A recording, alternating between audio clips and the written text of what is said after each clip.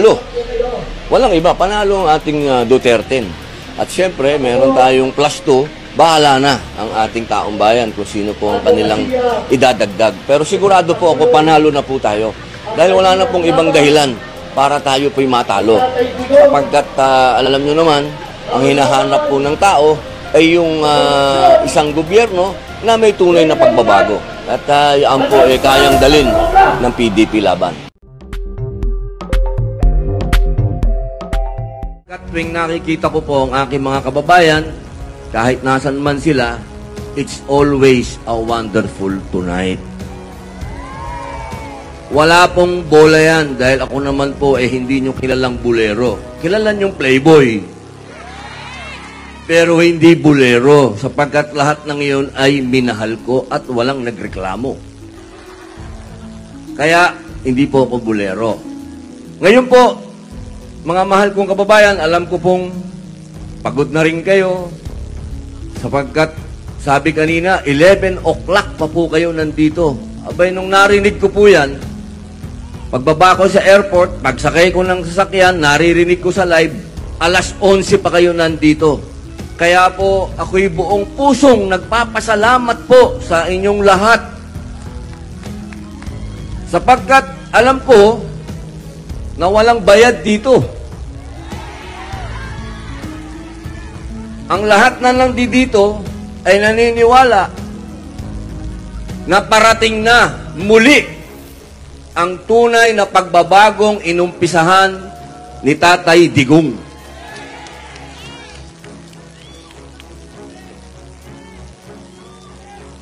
Alam nyo, noong nangyari, kanina pinanonood natin dito. Hindi ko alam kung maiiyak ba ako o magagalit. Parang hindi pa rin ako makapaniwala. Siguro kayo ba nakakapaniwala ba kayo sa nangyari? Parang isang masamang panaginip.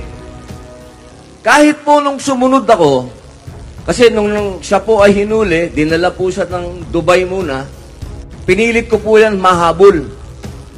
Kung meron lang po akong pakpak, baka nahabol ko. Kaya lang talagang oras po ang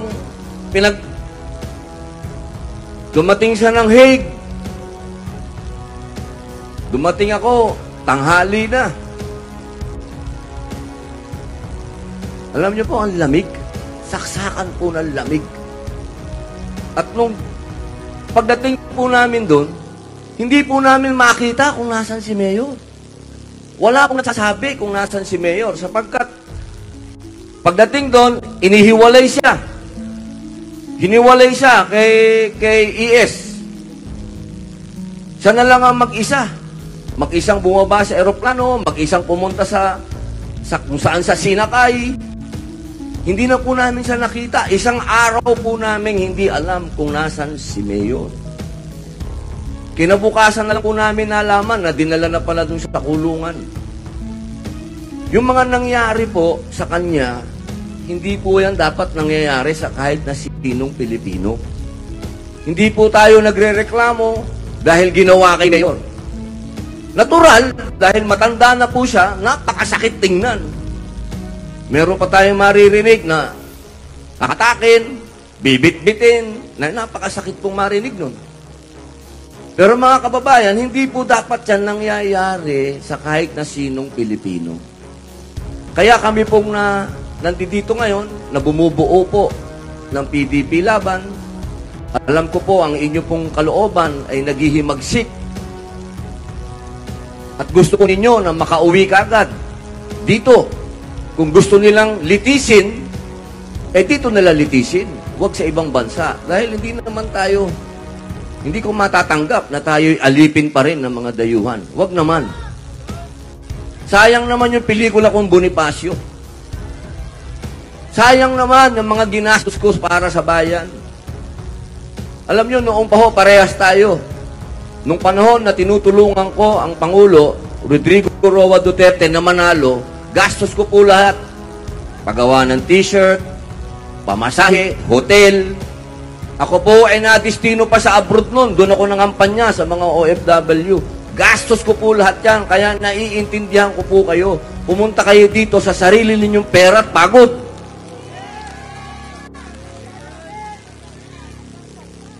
Kaya po sana, para wag pong masayang, wag masayang ang pagkakataon natin itong darating na eleksyon, isa lang po ang pakiusap ng ating dating Pangulo.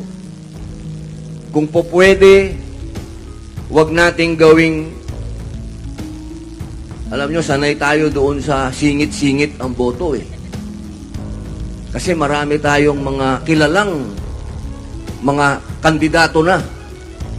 Mga hinahangaan na rin natin na mga kandidato na.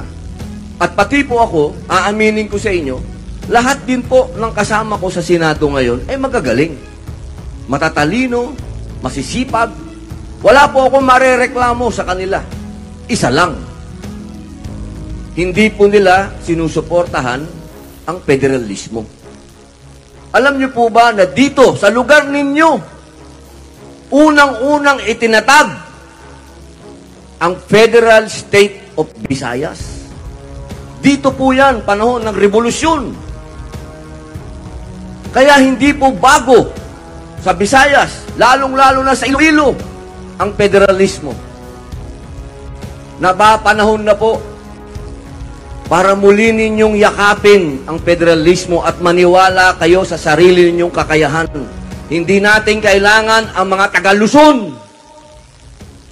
Sarili lang ninyo dito sa Visayas. Yan po ang federalismo.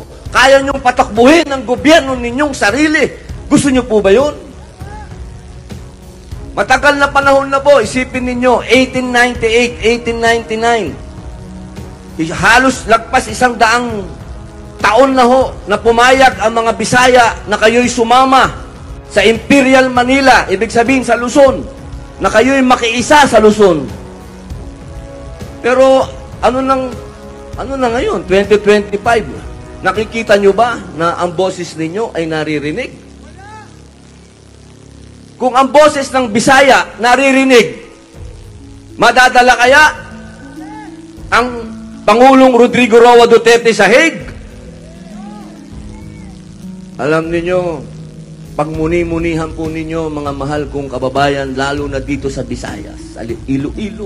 Tingnan niyo po ang libro ng kasaysayan. Kayo po ang unang-una sa lahat na naniwala sa sarili ninyong kaya nyong tumayo sa sarili ninyong paa. I love you too, ma'am.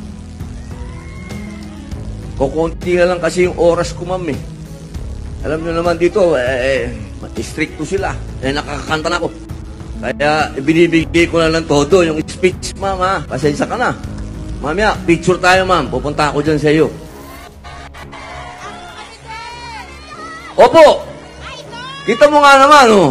Talagang naniniwala ako sa asawa ko eh. Sabi ng asawa ko, alam mo ikaw, mas swerte ka. Sabi, oh, bakit? Kasi ang mga fans mo, karamihan, senior citizen. Abay, nandito lahat, oh. Sa oras ng... Anong oras na ba? O, alas 10:15. Nako, maraming salamat po. Naniniwala talaga ako maraming dito, nanood ng Magisino ka man. Sigurado. Alam nyo, hindi ko mabanggit yung kapartner ko doon kasi kandidato yung... Kailangan, ang binabanggit ko dito, puro Duterte lang. Uunahin ko na po. Huwag nyo pong kalilimutan. Subok naman na. Umpisahan po natin doon. Jimmy Bondok. Alam nyo si Jimmy Bondok? Yan ho ay artista, singer. Yan ho ay alaga ni Digong. Yan ho ay ipinuwesto niya sa PAGCOR. Para doon po sa PAGCOR, alam nyo maraming pera yung PAGCOR. Kailangan yung ilalagay mo doon matino. Kaya po inilagay yan ni Digong doon sa PAGCOR sapagkat siyang nangasiwa ng mga programang sosyal. Ibig pong sabihin, yung mga binibigay sa mga mahihirap, panggamot, mga pinatatayong mga para sa senior citizen, na mga building, yan po ang naging trabaho ni Jimmy Bondok. At yan po ay nag-aral. Naging abogado. Hindi po para sa sarili niya, nag-abogado po yan para malaman niya ang batas at kung paano kayo ipagtatanggol. Kaya hindi po mamimili kailanman si Pangulong Rodrigo Roa Duterte ng basta-basta. Mahal ni Mayor ang Pilipinas, mahal niya kayo. Kung sino man ang ilalagay niya dyan, maniwala po kayo, magpapakamatay yan para sa inyo. Sumunod, ito, hindi ko na kailangan ipakilala to dahil ito ang pinakamatapang na taong nakilala ko. Marami ho silang binabato sa kanya dahil siya ay isang bato. Marami silang pinupukol sa kanya. Huwag ho kayong maniwala doon. May nagsasabi, nande, si Bato, pro-China yan. Isang malaking katarantaduhan po yun. Hindi ko lang magaya yung mura ni Mayor, pero gusto ko magmura, wag na lang, kasi hindi ko magagaya si Mayor. Alam ninyo, si Bato, sundalo yan. Wala ho yang ginawa sa buhay niya, kundi makipaglaban sa mga terorista. At walang pinakamasarap sa isang matapang na tao at sa isang naka-uniforme, maging sundalo man yan o pulis. Ang makalaban mo, hindi mo kalahi. Ibig kong sabihin, kung tayo man ay magkakaroon ng singalot sa kahit na sinong dayuhan, unang-una po si Bato na mamamatay. Dahil yan po ay tunay na Pilipino at tunay na matapang at mahal kayo. Pro-Pilipino po yan. Palakpakan nyo si Bato. Hindi kayo iiwan yan. Ito naman, kilala nyo na ito. Hindi ko na kailangan ito ipakilala dahil number 1 po ngayon ito. Bakit po siya naging number 1? Paano? Tama po kayo, malasakit. Pangalawa, alam nyo kung, pare, ayos ba, tol? Ayos, pare ko. Tinalo mo ako sa tattoo mo, tol, ah. Mas maraming tattoo mo sa akin. Ikaw pala dapat si Joaquin Bordado, tol, ah. Salamat, tol. Salamat po. Ayos, tol. Patapusin mo muna ako. Baka iwan nila ako. Sila nanay. Dahil lang to. Tatapusin ko lang to. Balik ako sa'yo. Sandali lang. Ikaw naman. Ang layo ng pinanggalingan ko. Hayaan mo muna ako magsalita. Bongo. Yung pong salita na yan, yung pangalan na yan, siya po ang unang-unang senador na nagbaba ng gobyerno sa tao. Sigurado ako, lahat po kayo dito, kung hindi man lahat, narinig nyo na po kung ano yung Malasakit Center. At napakarami pong natulungan yan. Nakita ko po at naramdaman ko. Hindi po magiging mainam kung walang continuation. Alam nyo po, pinakamahalaga sa lahat, yung continuation, yung magpapatuloy ng programa mo. Diba yan nga po ngayon ang pinagdidiskusyon ng ating Pangulo at pangalawang Pangulo dahil nawalan ng continuation. Kaya, kung hindi man natin magawa doon sa departamento ng executive, pwede po natin gawin sa legislative. Sa amin po, sa aming hanay, pwede pong magkaroon ng continuation. Mangyayari lang po yan kung mananalo muli. At number 1, wag niyo pong ngayaang bumaba, si Senator Bongo. Opo, ang kanyang bisyo ay ang sarap narinig, alam ng tao. Ngayon po, ito naman, narinig nyo na magsalita, si Atty. J.B. Hillo. Bisaya ito. Ito po yung sinasabi ko sa inyo kanina pa, na importante na ang Bisaya ay makilala. Dito po, sa taong ito, kay Atty. J.B. Hillo, sigurado po ako, matutuwa kayo sa kanya sapagkat anyo rin siya ni Digong. Anyo rin siya ni Digong. Magkaiba lang sila ng style. Pero ang adhikain nitong taong ito ay para din pong si Digong. At tandaan po natin, siya ay Bisaya. Ang susunod po, Raul Lambino. Ito pong taong ito, matagal na po ito sa gobyerno. Napakatagal na po. Hindi lang sikat. Bakit hindi sumisikat? Kasi hindi gumagamit ng pera. Alam niyo sa atin, pagka marunong kang gumamit ng pera ng tao, sikat ka. Kasi gagamitin mo yan para ikaw ay makilala. Pero itong taong ito, Raul Lambino, matagal na po ito nagserbisyo sa mga pangulo. At matutuwa po kayo sa kanya sapagkat abogado siya pero magsasaka. Napaka-importante po nun. Dahil nararamdaman nung taong ito kung ano yung nararamdaman ng lahat ng magsasaka. Hindi po kayo bibigyan, litigong ng kandidatong hindi kayo nararamdaman. Attorney Raul Lambino. Ito naman po, special mention ito Nung kami po ay nasa Hague, tuwing lalabas ang ating mahal na Inday Sara Duterte sa kulungan, kasi doon po kami sa labas, nag-aabang kami doon sa labas. Inaabangan namin kung kailan kami papapasukin. Kasi doon para ka talagang nakatanghod, ang sama-sama ng loob mo kasi bakit nandun ka sa dayuhang lugar at doon nag-aantay ka. Paglabas ng pangalawang pangulo, tatanungin namin siya, kamusta po ang ating mahal na digong?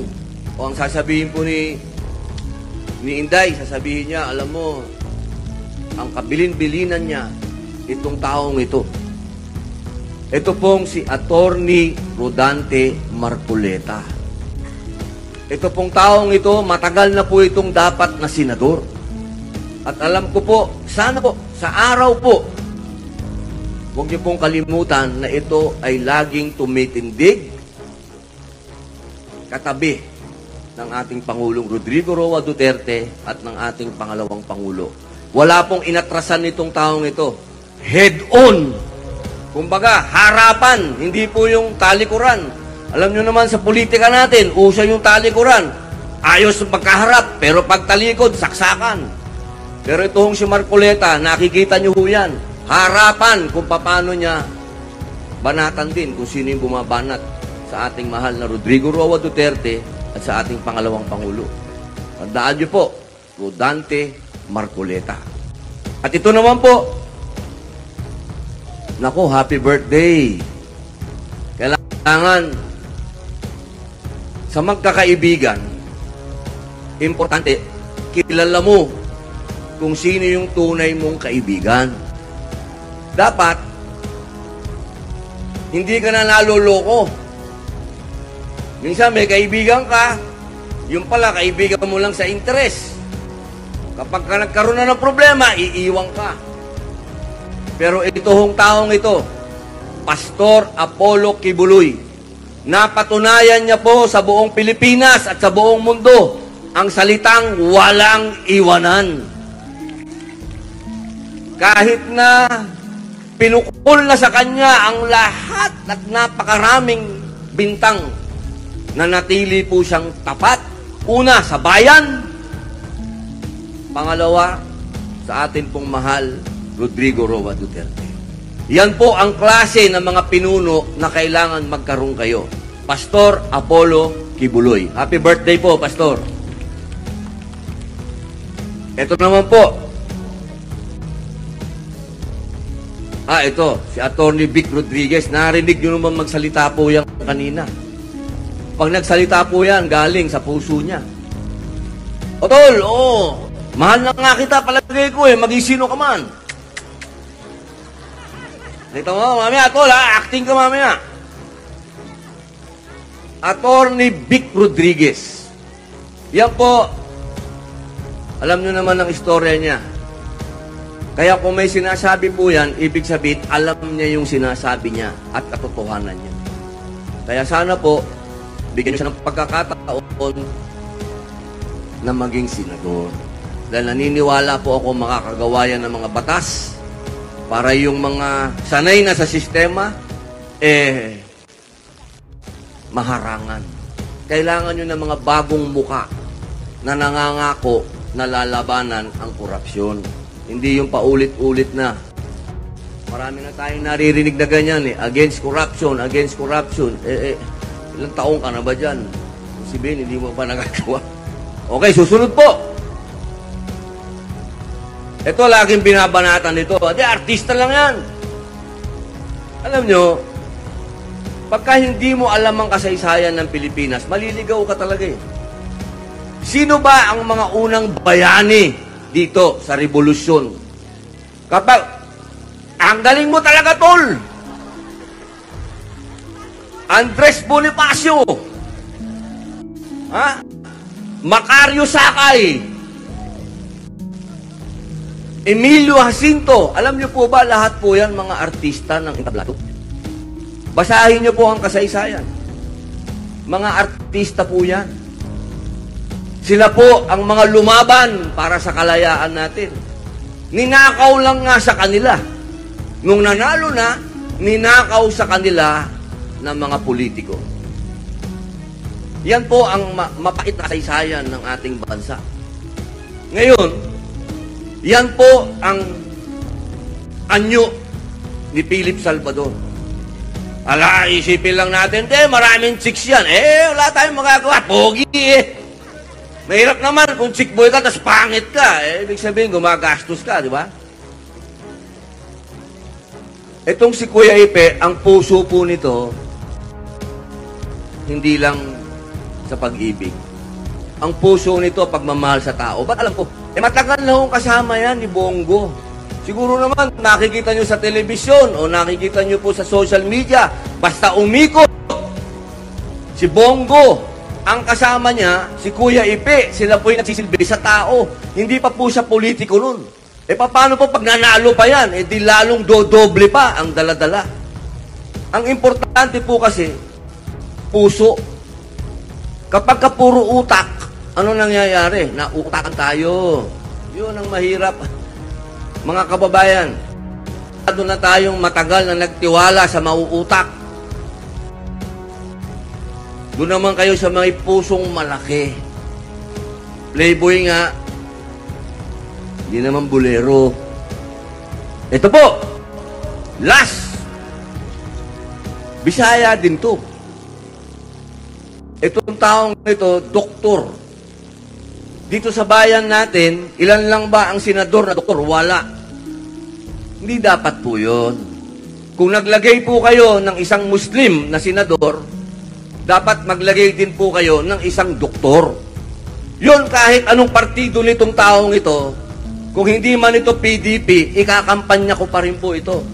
Sapagkat naniniwala po ako na kailangan ni Senator Bongo ng kapartner. Kailangan niya ng kapartner na doktor. At yan po, nung panahon ng pandemic, na ang lahat ng doktor ay nagtatago na rin sa takot at baka sila'y mahawa. Ito pong doktor na to nasa field. Tinutulungan yung mga mahihirap.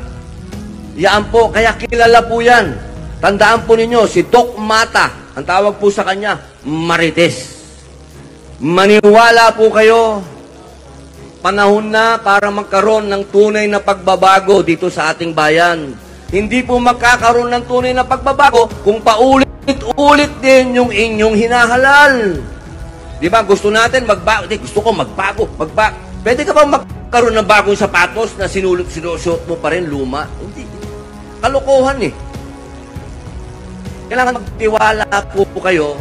Huwag na po sa akin dahil alam ko mahirap punuan. Napakahirap punuan ang sapatos na iniwan ni Mayor sa akin at ginawa niya akong presidente ng PDP. Alam ko pong napakabigat ng aking responsibilidad.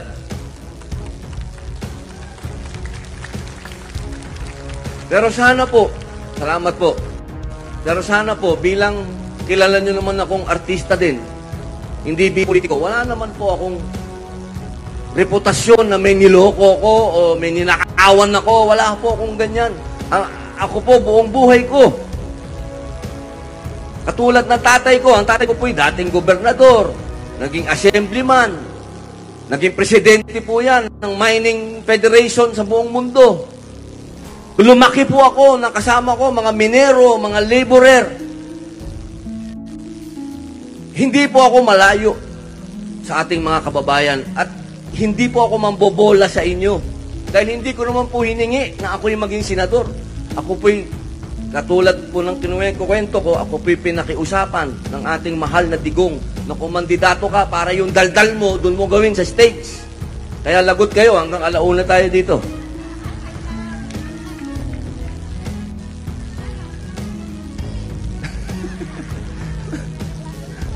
Nanay, pangako, magpi-picture taking tayo, nanay, ha?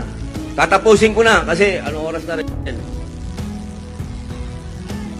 Nahihiya na rin po ako sa inyo at kinukuha ko na masyado yung oras po ninyo. Hayaan lang po nyo ako magpasalamat sa lahat ng coordinator nito. Alam nyo, ang PDP, wala pong pera. Ito pong ginagawa nito, gastos po ninyo ito. Kami po ay tinatawag lang para pumunta kayo dito, mag-rally kayo, tutulungan namin kayo. Kaya maraming salamat po sa lahat ng mga tumulong po sa amin. Kami po ay mahirap na partido lang. Pero iyaan po naman ay papangako namin sa inyo. Dahil alam nyo po, kapag wala ka namang ginagastos, ibig sabihin wala kang babawiin. Yan po ang panlaban ninyo sa PDP. Hindi po pa kami mayayaman.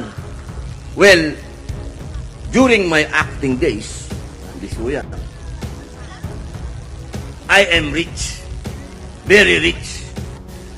Pero nung nagkaroon, patagalogin ko na, hindi ko na ma-translate eh. Pero nung pandemic ho, siyempre, alam nyo naman, tayong lahat, tulungan tayo nung pandemic. Kaya halos kalahati yun ng kayamanan natin na ibigay mo natin yan sa taong bayan. Kasi sino man mag-iisip na wala naman mag-iisip na matatapos pa yung pandemic. Ang iniisip natin ng parang dadating na ang Panginoon Diyos ng panahon na yun. Ano? Kaya napakahirap naman kung madamot ka pa. Ngayon po, bilang pagtatapos, narinig naman po ninyo lagi ang ating pangalawang Pangulo. Alam nyo yung pangalawang Pangulo natin, isa siyang taong magaling na leader. Nakita ko po yan sa The Hague. Kasi kami po ang magkasama dun eh. Noon po, nakausap ko ang pangalawang Pangulo, pero hindi kami nagkasama nung ganun hong kaming dalawa lang talaga. At binibigyan, siyempre ho, tandaan natin, threat siya eh. So, binibigyan ng extra protection. Napakagaling ho ng utak at puso ng ating pangalawang Pangulo. Lahat po kami ay inaasikaso niya, imbis na siya ang inaasikaso namin. Ang mga taong bayan po doon, dumadating doon, may dalang pagkain, wala po kaming ginagastos, tubig, lahat. Alam nyo, iisa-isahin ho yan ni Sarah. Magpapapicture siya sa mga tao, kakausapin niya.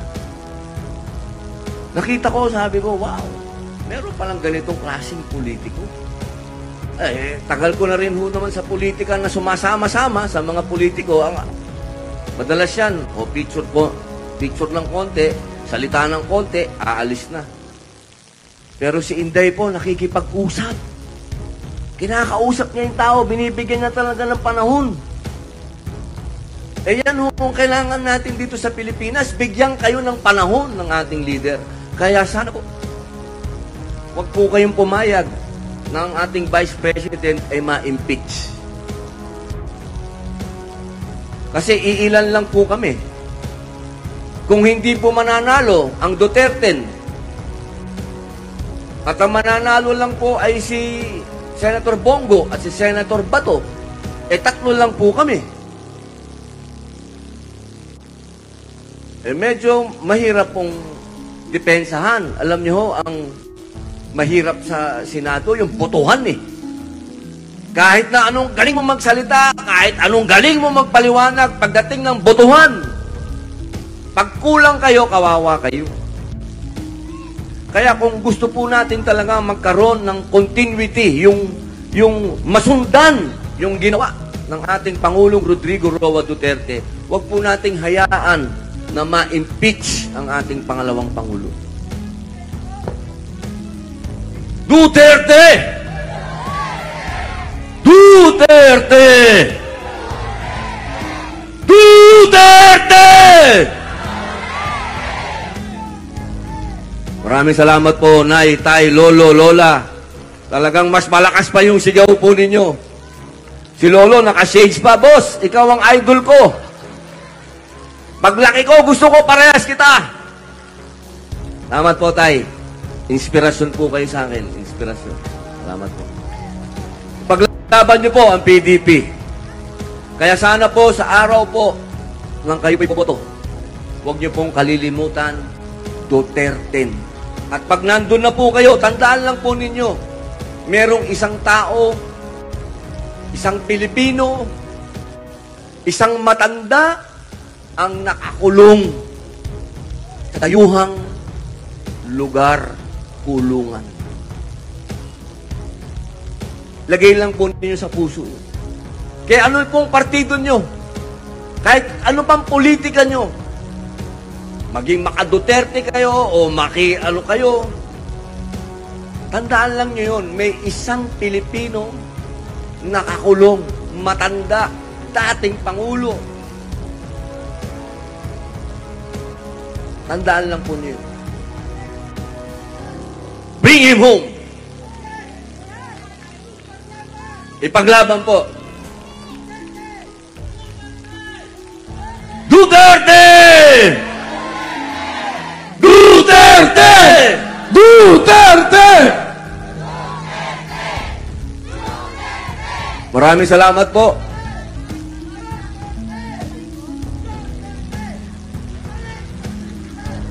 Yes, tay. Maraming salamat, tay. O, pati anak ko. May anak pala ako dito. 4. Yun po. Sana po, pagbalik ko dito sa lugar ninyo, ang kasama ko po, mga senador na ninyo. Patatawagin natin dito, sasabihin natin, ang ating dating Pangulo, Rodrigo Roa Duterte. Maraming salamat po. Mahal na mahal po namin kayo. Thank you very much. Babalba po ako dyan. Papapicture po ako.